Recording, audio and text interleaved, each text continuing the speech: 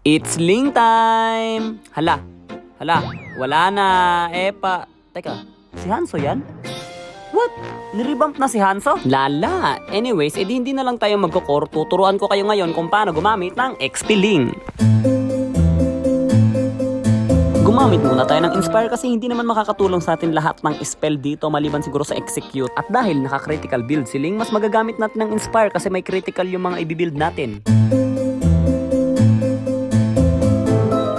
Kung mapapansin nyo, ang kalaban natin dito ay si Dirot. Ibig sabihin, hindi natin siya kayang labanan ng sabayan at mas lalong hindi natin siya kayang labanan dahil sa kanyang malakas na lifesteal at makunat na buhay. Kaya kakailanganin natin ng item na may damage, may anti-lifesteal, tapos meron ding critical chance. At ano ang item na ito? Bibigyan ko kayo ng 10 segundo para mag-isip. 10, 9, 2, 1... Tama, ang tamang sagot ay Infinity Edge. Kung mapapansin nyo, nakatutok sa akin ang buong bansa. Sa kadahilan ng hindi ko na naman alam.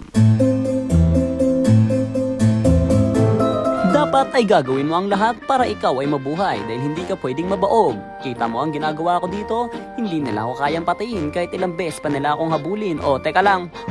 Buti na buhay pa ako. Kapag nagawa mo ng buuhin ng item na pang-counter sa katapat mo, ay huwag ka magpakita ng takot at palagan mo siya ng harap-harapan dahil hindi na yan makakapalag sa'yo.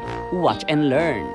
Washing, washing, washing. Oh, papalag pa talaga, kala mo. Washing, washing, washing, washing, washing, washing, washing. Dahil early game pa lang at hindi mo pa nakukumpleto ang mga item mo, makakaranas ka talaga ng death. Pero kapag may nakita kang malambot na kalaban na nagsosolo, ay pwede mo rin naman silang pitasin. Mararamdaman mo pa ang lakas mo pagdating na ng iyong mga item, kaya naman hanggat hindi pa late game ay mag-antay ka muna makakumpleto ka ng item at gawin mo ang lahat para ikaw ay mabuhay. Ano Perd? Ano Perd? Hey! Yun nga lang, hinahabol na ako ng sangkatauhan dito pero ayos lang yan. Kagaya nga ng sabi ko, gawin nyo ang lahat para mabuhay kahit gaano pa karami ang kalaban. O diba?